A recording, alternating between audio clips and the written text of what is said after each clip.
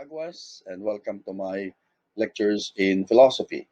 And for this lecture, I will be talking about the topic the art and wonder of philosophy. But we are not going to take philosophy here in a very formal and academic sense.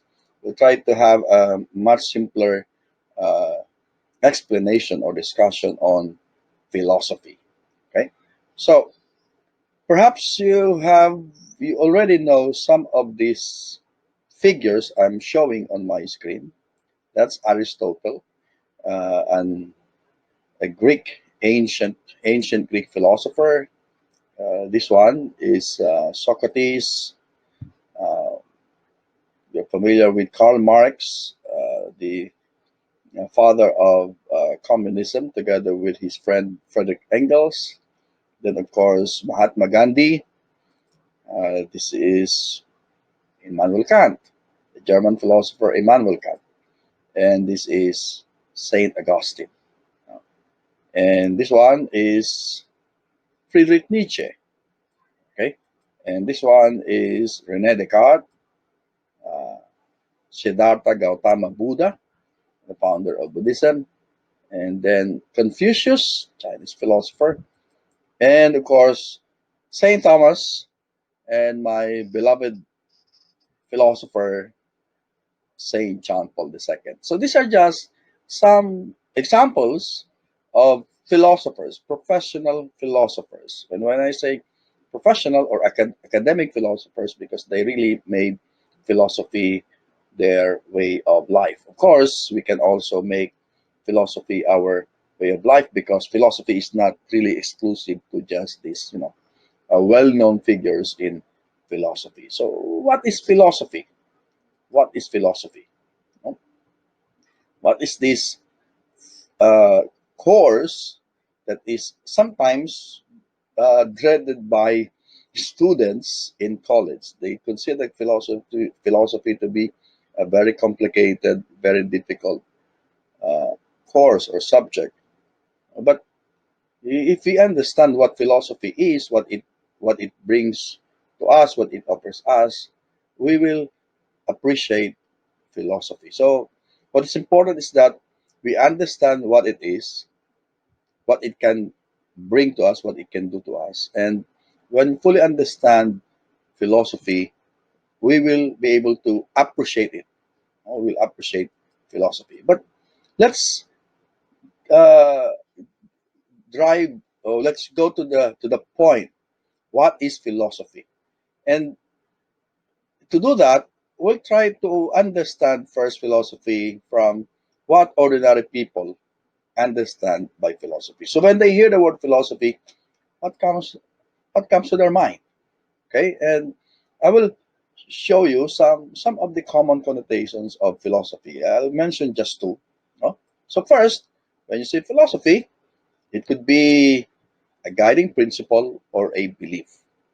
Okay? Normally, people when they say philosophy is, or my philosophy in life is, that could mean, say, a guiding principle. So, for example, when you say, my philosophy in life is what is important is doing the best, not really being the best. So that could be some kind of a guiding principle, right? Or some kind of a belief. Of course, there's a difference between principle and a belief because a principle is more specific, while a belief could be, well, it could be a larger, no, a larger context, in a larger context, things that you accept, for yourself, and based on that belief, you can have your own uh, guiding principles. So, but basically, when people say philosophy, they could mean a belief or a principle. Secondly, philosophy could also mean a reason or a rationale, or some kind of a cause of something. So when you ask, what is the rationale behind this project, or behind this endeavor, or behind this work? Okay. So by that, when they ask what is the philosophy behind, they are probably asking, what is the reason behind this? Okay, what is the cause of this? Okay. So these are two common understanding of what philosophy is. And most likely, you may have understood philosophy this way, and that is fair because that's not only fair, that's sensible. Because really, a lot of people use philosophy in this way, and that is a correct understanding of philosophy. Okay. Now, what about the term philosophical?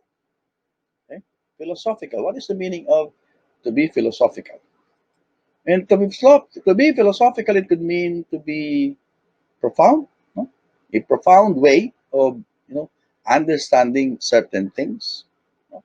So you don't just go with the superficial. No? You don't just appreciate things that appear.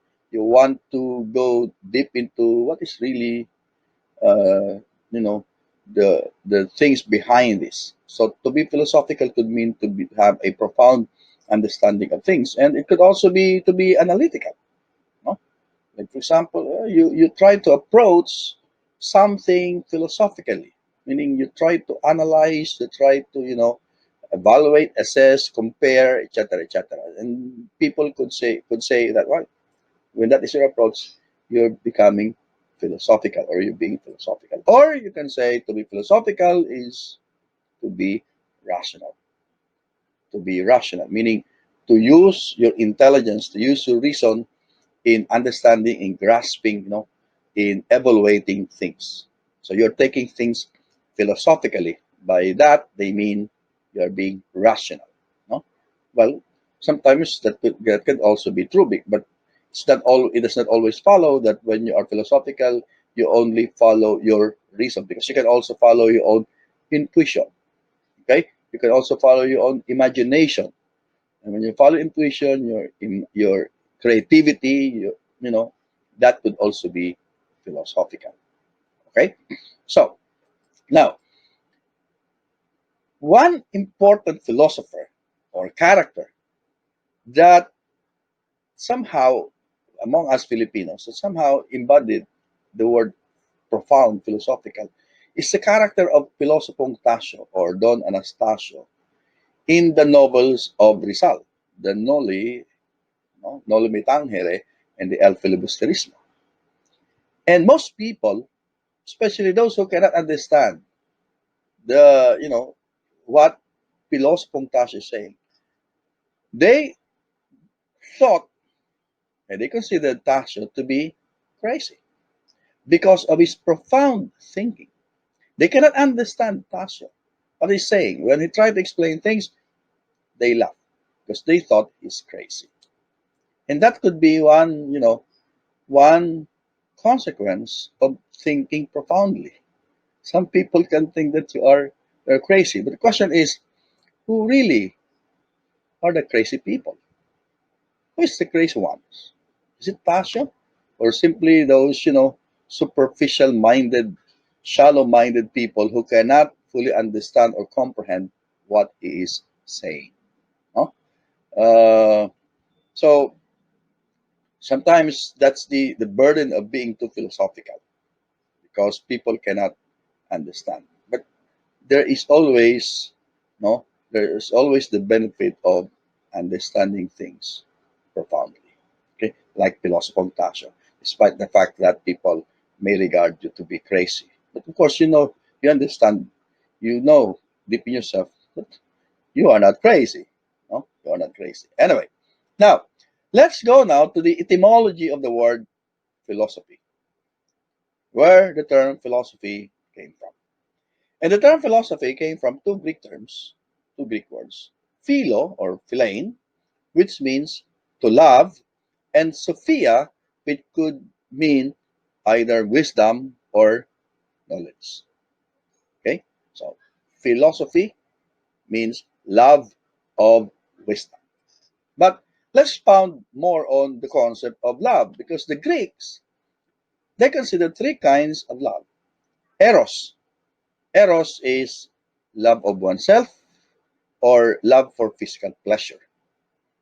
Okay, so it's love of oneself, it's love of the of the sensual, eros, where the word erotic came from. Okay, but basically, it is love of oneself, whether that could be love of oneself for physical or sensual pleasure or otherwise, but it's always centered on the self. The second is philo or philein. So philophilane is also to love, but it's a different kind of love, different from eros, because here love is centered on companionship or friendship. Okay, so a friend is a constant companion. Okay, so you want always to be with that person. So it could be a give and take, a friendly relationship. Okay, and that's the term that is used in the word philosophia. So a philosopher in that sense is a friend, okay, a companion of wisdom or knowledge or truth. The third one is agape. Agape is the unconditional love. Okay, so the love of no boundary. Okay, it does not something that does not expect anything in return, and mostly it is referred to the love of God to man or the love of parents to their children. So agape love. So it's a it's a love, self-sacrifice, no love based on self-sacrifice, meaning the intention is for the good of the other, not really for the good of the self, as against eros. Okay, so there is this story how this term came about. According to an ancient tradition, Pythagoras of Croton, one of the wisest men of ancient Greece, coined the Greek word philosopher, meaning a lover or a friend of wisdom. To contrast with the wise man, the wise man is the sophist. Well, of course, from Sophia, wisdom, so a sophist is a wise man. It is told that one day when Pythagoras visited a local kingdom, of course, his reputation precedes Pythagoras because he's a leader of, a well-known, beloved teacher, and he has so many followers. Okay, so one day he visited his local kingdom, and he was asked by the king if he is also a sophist, if he is one of the sophists. The sophists is a group of, teachers at the time, contemporary of Pythagoras and Socrates, who are known to be good teachers. Okay, but the sophists, and of course they call themselves the sophoi, sophos, because they consider to be wise. Wise in the sense that they're very clever. They're clever in argumentation, in public debate. It's told that if you want to be a good public speaker, if you want to be a lawyer, a statesman, you study under a sophist because he will make you a very good speaker. But the reputation of the sophist later on becomes somehow negative in the sense that one, they charge for a fee. If you want to study under them, they charge for a fee.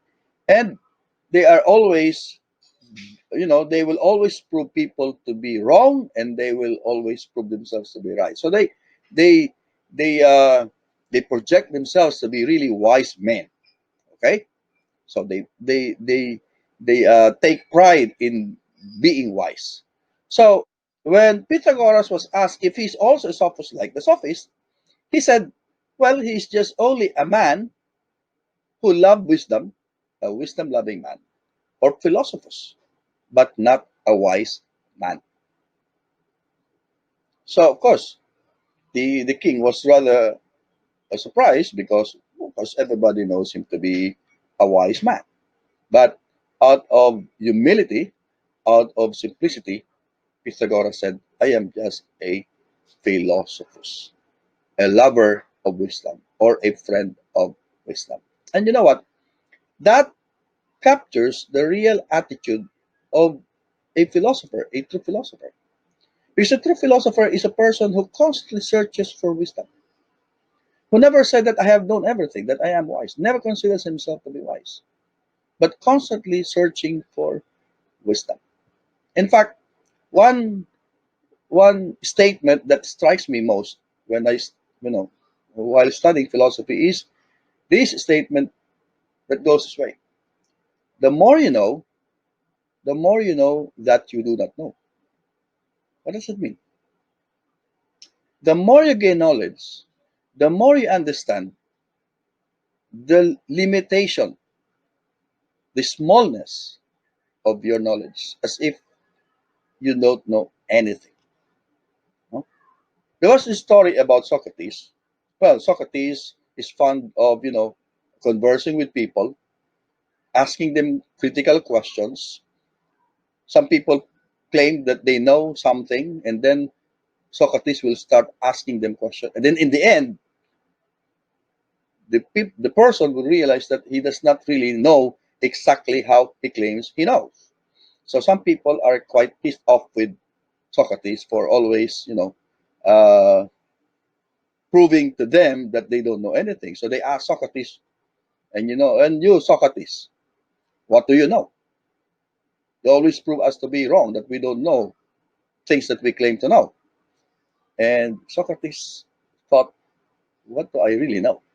And he realized that there's one thing that he knows, and that is his own ignorance. Okay? So there was a debate, a discussion among the Greeks, who really is the wisest man in Athens. So they consulted the oracle of Delphi, and the oracle said, there's no man wiser than Socrates. Everybody was surprised. Even Socrates himself was surprised. Why would the gods consider me to be a wise man? And then he thought, well, maybe because at least I know one thing, my own ignorance. People claim to know, but they don't really know. And there's one ignorance that is really very, very bad. The worst kind of ignorance. You know what it is? It is the ignorance of your own ignorance. That's very difficult. So if you claim that you don't really know, you're just trying to gain wisdom or trying to seek knowledge, then you keep on, searching for wisdom. You are never satisfied. You want to know what is, there in front of you to understand reality. So imagine if for example, you are standing on the seashore, and when you stand on the seashore, you look far out in the sea. What do you see? Horizon, right? It's a horizon. So you wonder what is in the horizon or what is beyond the horizon. So what do? Probably get a bangka, get a boat, and paddle your way towards the horizon because you want to understand, you want to know what is beyond the horizon. And when you reach a certain point, look around, it's horizon again. Wider horizon. And because you want to know what is beyond the horizon, you paddle your way again towards the middle of the ocean. And when you reach the middle of the ocean, what do you see? Look around, it is all horizon. So when you think that you have known everything because you have reached that point in your quest for knowledge, you are confronted with vast things, vast reality that you cannot understand.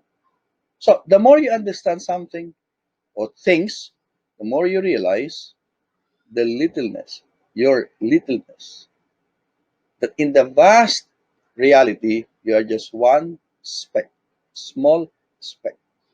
And that's the realization of a philosopher, that he has to continue searching for truth and searching for wisdom.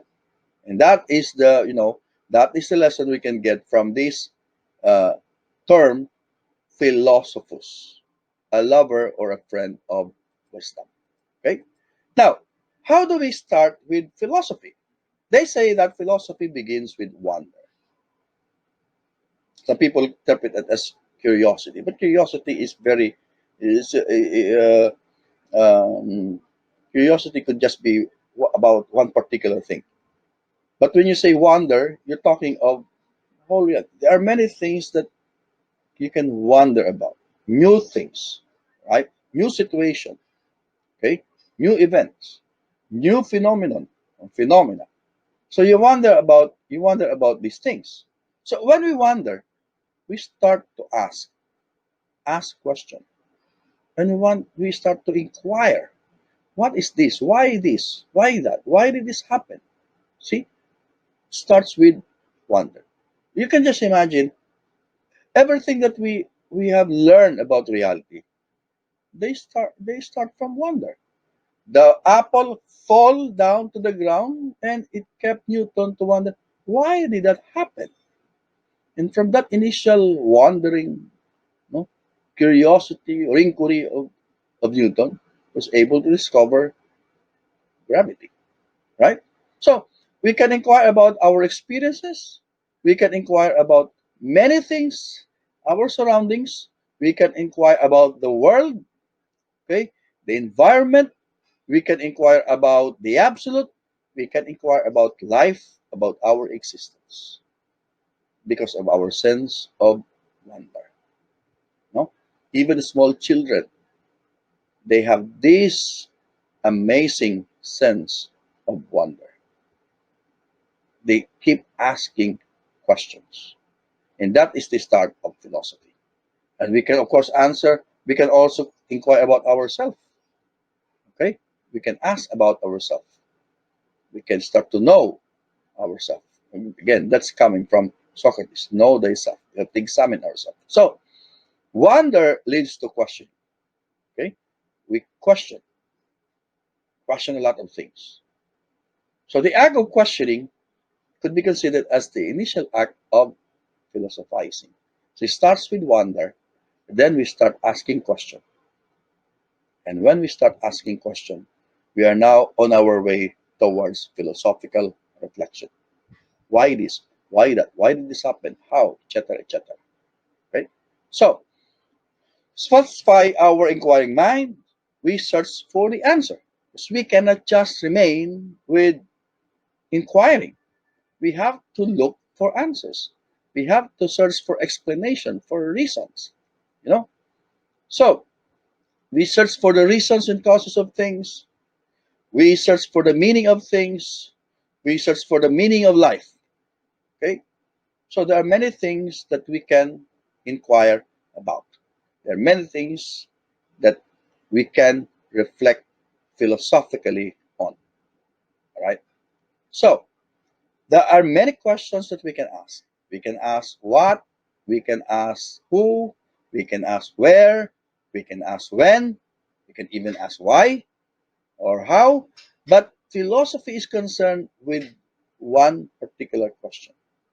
It's an undying question. It's the why. Why this? Why that? Because when we ask the question why, we're looking for reasons. We're looking for meanings. And philosophy, mind you, have been asking the same question why? And it will never guarantee that we will find a uniform or universal answer. Because the beauty of philosophy is not really in the answers themselves, but in the very question that it asks why. Now, in a sense, anybody could be a philosopher. Because everybody has a sense of wonder. Everybody has an inquiring mind. Everybody can ask the question why. And everybody can search for answers, for reasons, for meanings, for causes of things. Everybody, anybody can be a philosopher. Even a small child, he or she can be a philosopher. Now, we say it's the love of knowledge or wisdom. So, what is knowledge? Well, we can say that knowledge is the acquisition of ideas, information, theories, or the application of certain scientific principles and formula. That's knowledge, right? So, it could mean the mastery of certain methods and procedures, okay? The acquisition of certain data, etc., etc. We become knowledgeable when we study a particular discipline. You can study medicine, you become knowledgeable in the medical science. You study, say, history, then you become knowledgeable of history. You study engineering, then you can become very knowledgeable about engineering. So you acquire the ideas, information, and theories about these fields that I mentioned. That's knowledge. Okay? But wisdom is different. Okay? Wisdom is different because wisdom is a profound understanding of things, of the underlying reason, meaning, the causes of things. So we don't look at things, at reality, only on the basis of certain data or principles or formula. We want to have a more complete understanding of reality. We want to acquire a more general view, but at the same time, a deeper appreciation of reality. That is wisdom. So you don't gain wisdom by studying all the fields, all the sciences. You gain wisdom from experience. So I tell my students, you will be more knowledgeable than your parents when it comes to the field of study that they're taking. But you can never be, or you cannot always be wiser than your parents unless you have gained enough experience to understand the underlying meaning or reasons or causes of reality, of things, of life, of the world, etc., etc. So, wisdom is important, knowledge is important. But if order for us to have a better appreciation of reality, we need to be wise. Or at least we need to try to be wise. Okay? Now, so in effect, philosophy is initiated by our sense of wonder and followed by a simple act of inquiry, and then we search for answers. But what do we get out of this? What do we get out of philosophical reflection? You see, once we acquire wisdom, our eyes become open to the reality. I'm not saying that at the moment your eyes are not open, but what I mean is we come to see maybe the same things, but in a new perspective, in a new light. Okay? Because when you look around, you will see the same things all the time. It seems like things are not changing. Of course, they do change, but you will never realize the change unless you look closer. You look deeper into things. You look deeper into reality. And you acquire that new look, new vision, new perspective by philosophical reflection, by doing philosophy, right? So, you see this maybe all the time, the picture that you have at the time, but when you try to reflect on this, on the things that you see, on the path that you are to take, you can see it, you will be able to appreciate it differently. You're going to have a different view of things, right? So we see reality from a wider standpoint, unobstructed now by misunderstanding or by our myopic view of things or by our superficial understanding of things. We gain a more profound, understanding of reality. So, the study of philosophy could be likened to opening a window. Right? Philosophical reflection is like this: we open the window and we'll probably see the same things, but in a new perspective and a new light. So let's be philosophers. Let's engage in philosophical reflections and gain a better, a wider, a more profound understanding of reality. So thank you very much for watching this video and see you in my next lecture or video presentation. Good day and God bless.